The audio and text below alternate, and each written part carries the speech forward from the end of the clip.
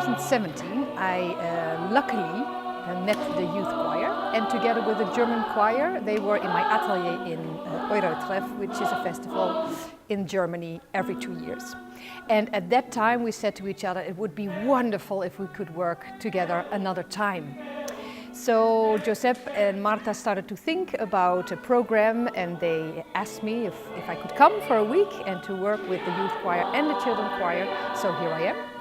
And in this week we're not only working on musical repertoire and on different pieces of the musical history, but also working on my method Voice and Physique, teaching all the singers how they can use the body as a support under the voice instrument in order to take this material also after I am gone after this week. But now, of course, we're focusing on the concert of the 7th of April, and I'm looking very much forward to it.